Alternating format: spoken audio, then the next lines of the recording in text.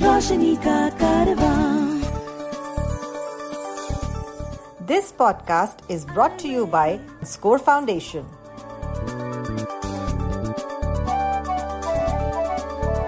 ये है रोशनी, रोशनी, रोशनी का कारवां, रोशनी।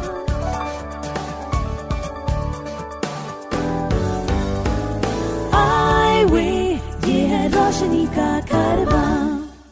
हाय नमस्कार, मैं जॉर्ज एब्राहम हाईवे कॉन्वर्सेशंस में आपका स्वागत है। आज हमारा मेहमान है सुनील जे मैथ्यू, जो इंडियन ब्लाइंड फुटबॉल फेडरेशन के डायरेक्टर हैं और चीफ कोच भी हैं।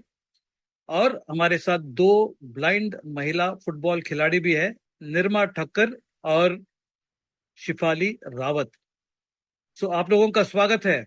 हम लोग खुशखबरी से शुरू करते हैं। सुनने में आया है कि भारत 2025 में अक्टूबर के महीने में ब्लाइंड फुटबॉल का जो दूसरी विश्व कप होगा उसका मेजबान करेंगे, होस्ट करेंगे। पहले जो एडिशन था वो बर्मिंघम में था, IBSA women's blind football championships.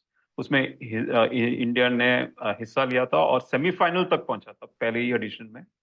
और उसके साथ हमने जो 2022 और 2023 में जो इंटरनेशनल टूर्नामेंट्स करा के इंटरनेशनल कमिटी को ये हम साबित किया कि हम इंटरनेशनल टूर्नामेंट्स चला सकते हैं। और इसीलिए ये टूर्नामेंट कोच्चि इंडिया में अक्टूबर में आएंगे।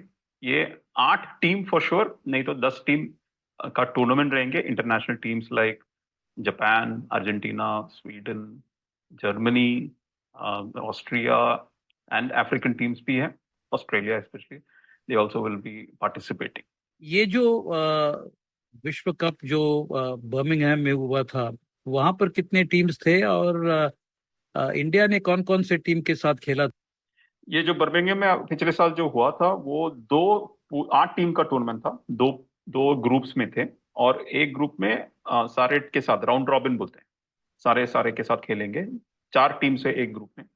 हमारे 4 टीम्स थे हमारे ग्रुप में, ऑस्ट्रिया, अर्जेंटीना और जर्मनी। बहुत ही तगड़े टीम्स थे सारे। हम जो पूल निकाले थे लॉट के साथ, तो उस टाइम सोचा था कि इंडिया को बहुत डिफिकल्ट रहेंगे और वो इसी के कारण हम बहुत अच्छे भी खेला। फर्स्ट गेम इंडिया जीता ऑस्ट्रिया के साथ। अक्षरा राणा जो देहरादून शिवाली के स्कूल में पढ़ते हैं, वही एक इंडिया के लिए गोल स्कोर, बहुत ही तगड़ा सारे ने खेला उसी गेम में। सेकेंड गेम हम अर्जेंटीना के साथ हारा। वो अल्टीमेटली वो वर्ल्ड चैंपियंस भी बना। और तीसरी गेम में जर्मनी को हमने 0-0 ड्रॉ पकड़ा। इसके साथ इंडिया को पॉइंट्स मिला सारे के साथ। और सेमीफाइनल, नेक्स्ट नॉकआउट स्टेज है, सेमीफाइनल बोलते हैं, उसमें हमने जापान के साथ खेला। जापान जो अल्टीमेटली फाइनलिस्ट भी थे और वो वर्ल्ड नंबर 1 है। उसके साथ हमने बहुत अच्छा गेम खेला, क्योंकि हम 2022 में पहले बार जापान के साथ 2 बार एशियन चैंपियनशिप में खेला था। दोनों गेम्स 1-0 से हारा। मगर हम इस गेम में 0-0 पूरा गेम पकड़ा। पेनल्टी शूटआउट में गए और उसमें भी 0-0 3 शॉट्स में। फिर सडन डेथ पेनल्टी शूटआउट में 3 बार उसमें भी मारा था और उसमें लास्ट शॉट में हम 1 गोल से हारा। मगर उसके साथ हम तीसरी और चौथी स्थान के लिए हम खेला था जो फाइनल मेडल पोजीशन में। उसमें भी हमने अच्छा खेला। स्वीडन के साथ था उस गेम। उसमें 0-0 पकड़ा था। बहुत अच्छे चांसेस मिला, हम स्वीडन से भी बहुत अच्छी खेल रहे थे पूरे गेम। मगर लास्ट शॉट वो भी पेनल्टी शूटआउट में चला गया और उसमें भी तीसरी शॉट में एक मिस्टेक आ गया और हम 1-0 से हारा उस गेम। निर्मा ठक्कर, आप बर्मिंघम गए थे ये वर्ल्ड कप खेलने के लिए, आपका अनुभव क्या था? सर, बहुत अच्छा मजा आया वहाँ। और गेम के बारे में तो मैं सर बताऊंगी कि बहुत सारा अनुभव मेरे को मिला है। जब मैं जापान के साथ खेली थी तब मेरे को इतना अनुभव नहीं था जितना मेरे को वहां जाके मिला है। कुछ चीज ऐसी थी मेरे को वहां जाके सीखने में आई है, बहुत सारी चीजें गेम के बारे में। जैसे मैं डिफेंस में खेलती हूँ पीछे से, जो हमारा गेम का एक रूल्स रहता है। पूरा 4 प्लेयर हमारा रहता है और 4 प्लेयर उसका रहता है फुटबॉल में। और उसमें मैं पीछे डिफेंस खेलती हूँ, तो जी। मेरे को कैसे मूवमेंट में मुड़ना है, पीछे जाना है, वो सब वहां जाके ज्यादा पता चला सर। तो आपने जिक्र किया कि आपने पहले जापान से खेला था, ये वर्ल्ड कप से यस, पहले था? Yes sir. वो गेम कोची में थी सर। कोची में था वो, ओके। यस, और अभी जो वर्ल्ड कप होने वाला है अगले साल, उसमें यस सर। आपका आपका आप उम्मीद रखते हैं कि आप इंडिया के लिए खेलेंगे? यस सर, क्यों नहीं। If you know of anyone with vision impairment who needs guidance on living life with blindness, please share the Eyeway National Toll-Free Helpline number 1800-5320-469. The number is 1800-5320-469. ये जो इंडिया टीम का जो चयन होगा 2025 के लिए, ये कैसे होगा? मीनिंग कोई इसके लिए कोई प्लान अभी से कोई रोड मैप है, या it will be closer to the event? नहीं नहीं, अभी से ही है प्लान, क्योंकि बहुत टाइम कम है। कि हमारा लॉन्ग टर्म प्लान भी वर्ल्ड कप के बाद अगले एक और वर्ल्ड कप आएंगे 2027 में, 2 साल के बाद, और फिर एलए आएंगे जो पैरालंपिक साइकिल है, उसके लिए 4 साल का प्लान अभी से ही शुरू है। और अभी जो पैरालंपिक्स चल रहे हैं पेरिस में, उसके साथ ही ये जो अच्छी न्यूज़ है कि इंडिया मिलेंगे, ये जो टूर्नामेंट होस्ट करेंगे, उसके साथ अगले वर्ल्ड कप भी खेलेंगे 2027 इंडिया। और होपफुली अगर विमेन्स गेम पैरालंपिक्स के साथ जुड़ेंगे तो इंडिया के लिए ये क्वालिफिकेशन के अलावा एक पोडियम फिनिश भी आ सकते हैं, क्योंकि लड़के हम तगड़ा खेलते हैं। वर्ल्ड नंबर 2 है इंडिया, मैं बोलता हूँ कि वर्ल्ड नंबर 2, मगर हम टॉप 4 में हैं वर्ल्ड चैंपियनशिप, वर्ल्ड रैंकिंग्स में। और रोड मैप ये है कि पहले हम एक नेशनल टूर्नामेंट जोनल्स के साथ विमेंस का नेशनल टूर्नामेंट लगाने वाले हैं अक्टूबर महीने में, माने कि अभी लगाना है 2024 में ही। उसके बाद एक लीग की शुरुआत नेक्स्ट ईयर 2025 में, एक league, women's league, blind football league. पहले मेंस का लीग कराने के लिए हम सोच रहे हैं यही इसी साल, उसके साथ अगले साल का डेफिनेट एडिशन में विमेंस का लीग आएंगे। और नेक्स्ट ईयर हम वर्ल्ड कप के पहले चाहते हैं कि एक इंटरनेशनल एक्सपोजर टूर अगर इंडिया को मिल सकते हैं, क्योंकि हम जापान के साथ बहुत क्लोज कनेक्शन है। अभी फरवरी 6 महीने पहले हम जापान में गए थे और वहाँ पे एक इनविटेशनल टूर्नामेंट भी खेला। वो न्यू लुक टीम था, वो उसमें शेफाली था, मगर निर्बान नहीं आया। हम थोड़ा उसको मिक्स किया और नए प्लेयर्स को भी लेके गए थे। इसी के साथ अगले साल भी एक एक्सपोजर टूर्नामेंट हम चाहते हैं कि ये विमेंस को लेके जाए, नहीं तो इंटरनेशनल टीम यहाँ पे आए। अभी सुन रहा हूँ कि थाईलैंड खेल रहे हैं, ऑस्ट्रेलिया खेलते हैं और जापान खेलते हैं, हमारा एशियन में प्रिटी डिसेंट स्टैंडर्ड्स। तो इसीलिए एक टूर्नामेंट आएंगे वर्ल्ड कप के पहले विमेंस का, और फिर डोमेस्टिक टूर्नामेंट्स के साथ हम वर्ल्ड कप के करीब 4 महीने पहले, 3 या 4 महीने पहले सारे टूर्नामेंट्स को खत्म करके सिलेक्शन कराएंगे। सिलेक्शन के बाद हम 1 या 2 कैंप डिपेंडिंग ऑन टाइम, तो अगस्त सितंबर में नेशनल कैंप रहेंगे वर्ल्ड कप के स्पेसिफिक नेशनल कैंप। उसके पहले हम पूरा 1 ईयर का प्लान लगाए। जब आप इंडियन टीम को चूज करते हैं, सिलेक्ट करते हैं, तो कितने प्लेयर्स होते हैं इसमें और कौन कौन से कैटेगरीज में होते हैं? अभी इंडियन प्लेयर्स, जो विमेंस प्लेयर्स के बारे में बताऊं कि करीब 120 प्लेयर्स हमारे डेटाबेस में, मगर चाहते हैं कि ये ओपन अप करे बहुत सारे डोर्स। और 2019-21 में हमने जब शुरू किया 2 टीम्स आए थे आगे, फिर 22 में हमने एक नेशनल्स में इनवाइट किया टीम्स को, 6 टीम आए। 23 में जब हम झारखंड जमशेदपुर में एक टूर्नामेंट नेशनल्स किया और टीम्स आए आगे। और फिर पुणे में जब 23 में किया था तो हमने 8 टीम्स का नेशनल्स किया था। इस साल हम करीब 12 टीम्स आएंगे, 12 टीम्स माने लगभग 120 या 130 प्लेयर्स आएंगे और डेटाबेस में, और नया प्लेयर्स है। ये तो मैं बोलता हूँ कि ये तो हम कहीं भी नहीं गए हैं, क्योंकि इसका जो रियल टैलेंट है इंडिया में वो अभी बाहर नहीं आए हैं। We are not even reach the tip of the iceberg. ये इंडिया का जो डेप्थ है, हमारा पाइपलाइन जो आते हैं प्लेयर्स का, वो बहुत डीप है। अभी जो हम आईबीएफएफ से कर रहे हैं, मैक्सिमम जितना रिसोर्सेस है हमारा, हमें वो मैक्सिमम यूटिलाइज करके ग्रास रूट करा रहे हैं। अगर हमें सहयोग मिले या कुछ कॉर्पोरेट्स या नेशनल लेवल में हमारा मिनिस्ट्री फॉर स्पोर्ट्स से या साई से, तो depth and pipeline is amazing. क्योंकि ब्लाइंड का पॉपुलेशन जो आपको पता है जॉर्ज, वो वर्ल्ड में, इंडिया में दी लार्जेस्ट है। और similarly girls who want to play, उनका भी एंथुसियाज्म बहुत सारे हैं। जैसे मैं एग्जांपल दूं, स्वीडन में 8 प्लेयर्स है पूरे कंट्री में 8 प्लेयर है, उसमें से वो 6 को लेके आते हैं या 7 को लेके आते हैं। सुनील, जब वर्ल्ड कप आयोजन होता है तो एक टीम में कितने प्लेयर्स होते हैं? हाँ, ब्लाइंड फुटबॉल अलाउड है 8 B1 totally blind players. Women's category में अभी के लिए B2 B3 को भी शामिल किया है, मगर उसके क्लासिफिकेशन के बाद और पूरा उनका ब्लाइंड फोल्ड जो बोलते हैं, आई शेड्स, वो बांध के ही खेलना पड़ेगा। और बॉयज गेम में ये अलग अलग है। बॉयज गेम में B1 माने कि टोटली ब्लाइंड ही खेल सकते हैं, that is visual acuity of 2.94 और that is totally blind, 90% and above blindness हो तो फिर वो B1 कैटेगरी में।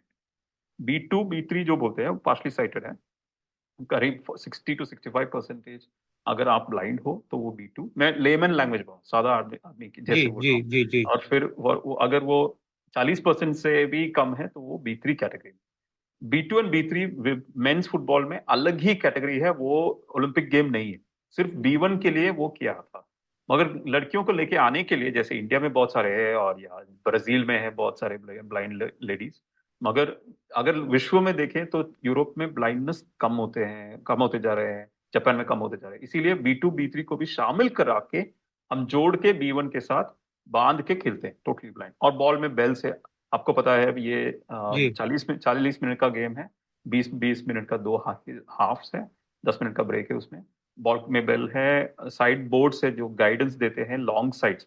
ग्राउंड का साइज है 40-20, वो फुटसाल जैसे ग्राउंड का साइज है। उसमें हम रूल्स भी फुटसाल जैसे अडाप्ट किया। फुटसाल एंड बास्केटबॉल मिक्स है, रोलिंग सब्स्टिट्यूशन, किक इन नहीं है, क्योंकि साइड में जो बॉल लगाते हैं, जैसे कैरम खेलते हैं आप, वो साइड से छोड़ के जाते हैं बॉल, ऐसे ही जाते हैं, डिफ्लेक्शन आते हैं। मगर गोलकीपर जो आते हैं उसको साइड है। इसीलिए ग्राउंड में पूरे टाइम 4 B1 या गर्ल्स प्लेयर्स है, उसके साथ एक साइटेड गोलकीपर है और 4 सब्स्टिट्यूट बाहर बैठते हैं। और एक टीम का हिस्सा है 8 प्लेयर्स माने कि B1 प्लेयर्स और 2 गोलकीपर्स को भी हम रोल सब्स्टिट्यूशन करते हैं, उसके साथ ऑफिशियल्स, फिजियो एक्सेट्रा। तो शिफाली रावत, तो आप देहरादून से हैं, आपको फुटबॉल में रुचि कैसे हुआ, कब से हुआ, और आपका जो इंटरनेशनल एक्सपीरियंस क्या है अभी तक? सर मैंने NIPVD से ही अपनी स्कूलिंग की है और वहीं से मैंने डिप्लोमा भी लिया है। तो वहाँ पे हमारे कोच हैं नरेश सिंह निहाल सर, वो हमें प्रैक्टिस कराते हैं। और पहले मेरे एक फ्रेंड ने मुझे कहा था कि स्पोर्ट्स ज्वाइन करो, मैं तब 11th क्लास में थी जी। तो जब मैंने स्पोर्ट्स ज्वाइन किया तो उसके बाद मुझे फुटबॉल में काफी इंटरेस्ट आया। मतलब फुटबॉल देखना अच्छा लगता था, जब बच्चे खेलते थे तो खेलना अच्छा लगता था, उनके साथ खेलती थी। तो फिर धीरे धीरे यहाँ से इंटरेस्ट आया। और फिर 2023 में हमारा नेशनल था, जोनल्स, फिर नेशनल जी। उसमें उत्तराखंड की टीम चैंपियन रही थी जी। और उसके बाद फिर 2023 में बर्मिंघम में मैंने डेब्यू किया था। तो आप डिफेंडर हैं या अटैकिंग प्लेयर है, आपका पोजीशन क्या है? Sir defender. तो आपने ये वर्ल्ड कप जो हुआ था बर्मिंघम में, उसमें आपको कुछ गोल करने का कुछ मौका मिला था? नहीं सर। तो इंडिया में जो आप फुटबॉल खेल रहे थे और अभी जो बर्मिंघम में जाके आपने खेला, और जैसे सुनील ने कहा कि आप बीच में जापान भी गए थे, तो ये सब जो अंतर्राष्ट्रीय खेल खेलने से आपका खेल में क्या बदलाव हुआ? सर पहले तो हम अगर इंडिया में खेलते हैं तो उसमें हमें पता रहता है कि हम अगर अपने स्टेट में खेल रहे हैं तो हमें हमारा कोऑर्डिनेशन टीम के साथ रहता है। अगर हम कैंप में आते हैं तो फिर दूसरे टीम्स के या दूसरे स्टेट के रहते हैं, हम उनके साथ खेलते हैं। उनके साथ खेलते खेलते हमें थोड़ी आदत हो जाती है कि ठीक है, मतलब इंडिया में ऐसा हो जाता है कि ठीक है हमें खेलने के लिए मिलता है। और काफी अच्छा वो भी है कि हमारा वहीं से थोड़ा वो बढ़ता है, लेवल हल्का अप होता है। उसके बाद अगर हम इंटरनेशनल मैचेस की बात करें तो वहां पे अगर हम जाते हैं तो हमें बहुत सारे ऐसे प्लेयर मिलते हैं जो मतलब बिल्कुल ही उनका फिटनेस लेवल बहुत अलग होता है। बहुत अच्छी टीम्स के साथ हमें खेलने के लिए मिलता है, तो बहुत डिफरेंस है।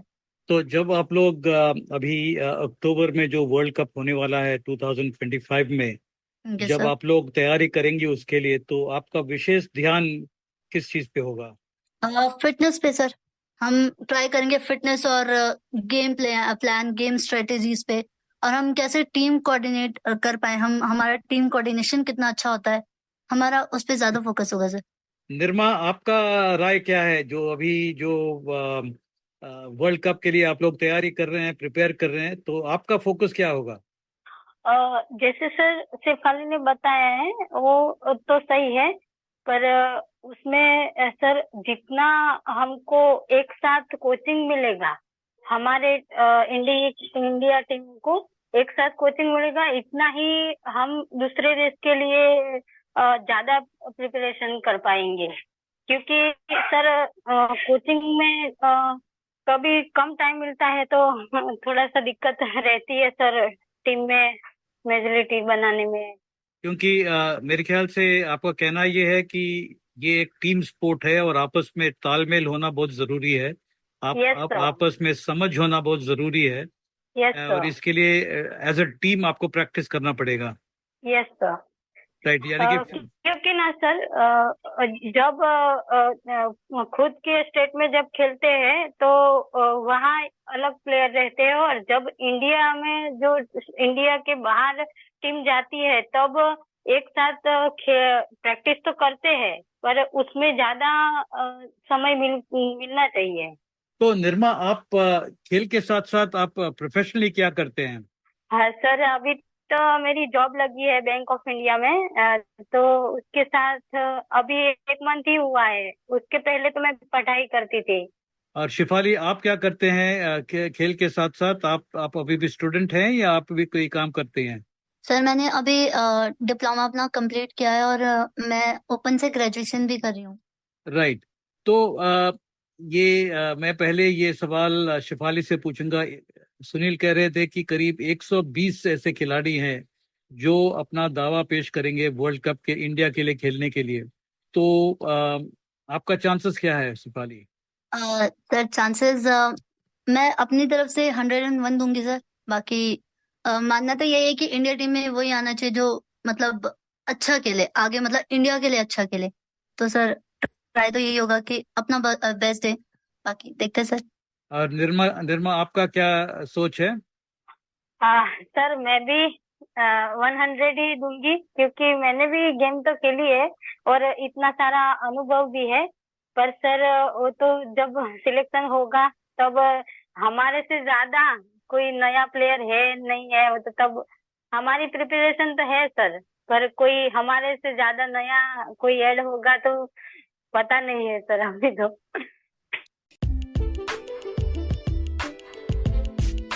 To support our work with the blind and visually impaired, you can visit the donate page on our website www.scorefoundation.org.in. Please note www.scorefoundation.org.in.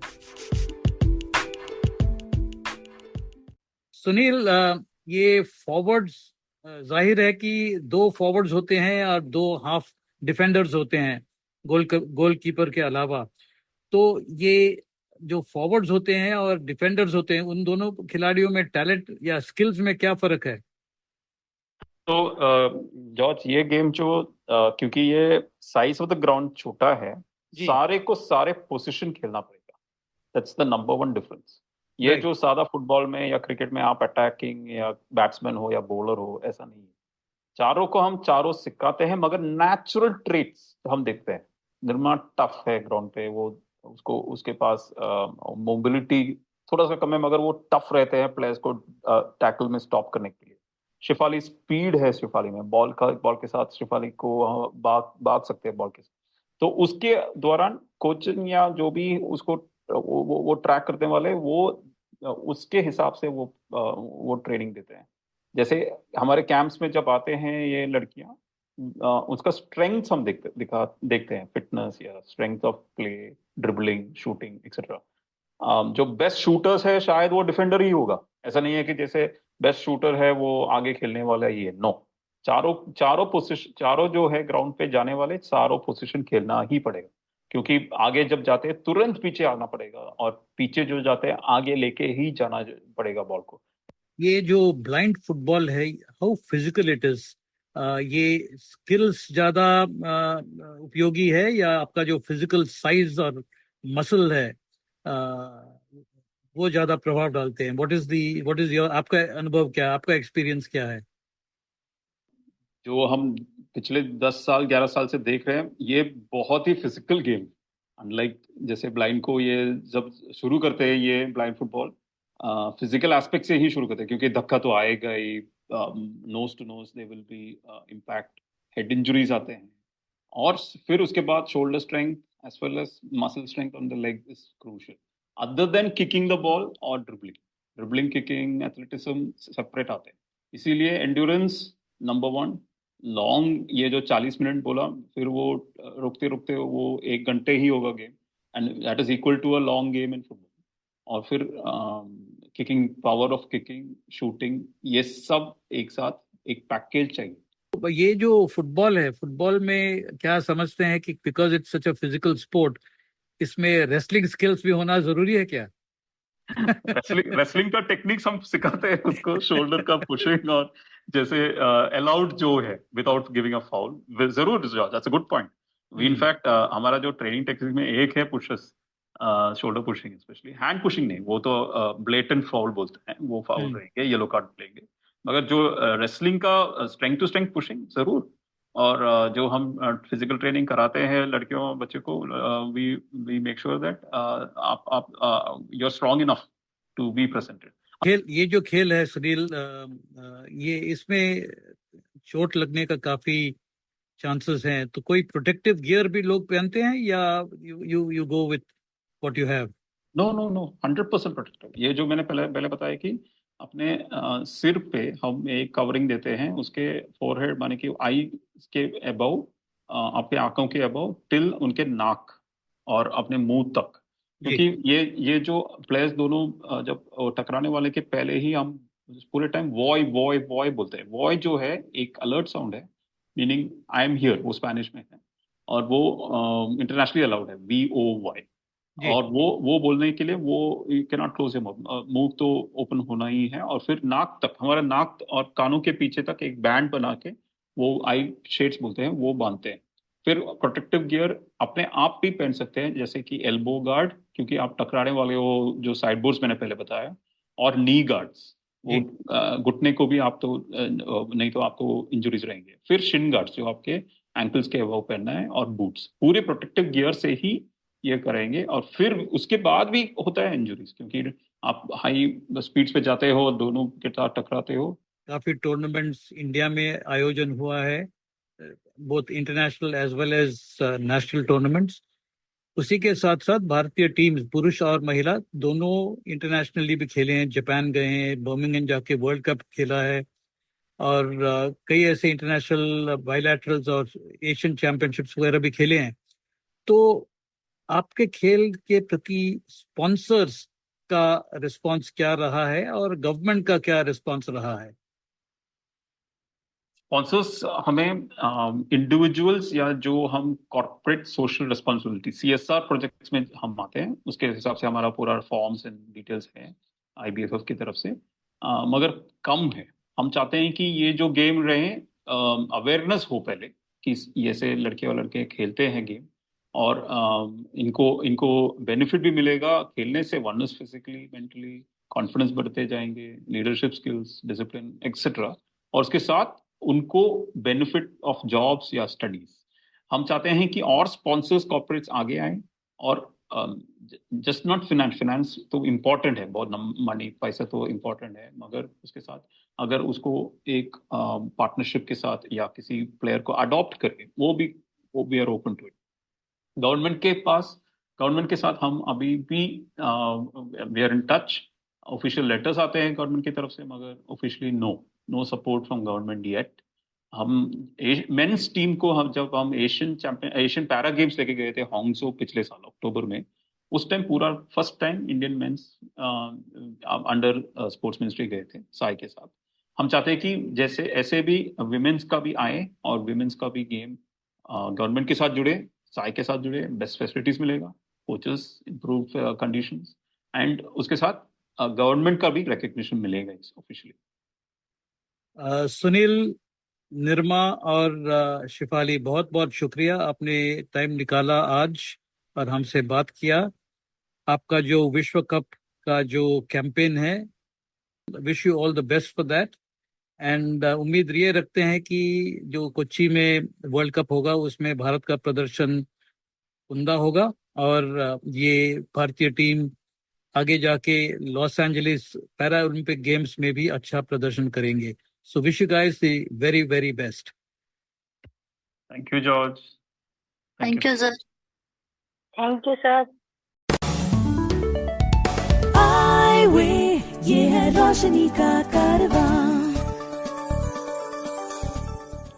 This podcast was brought to you by Score Foundation.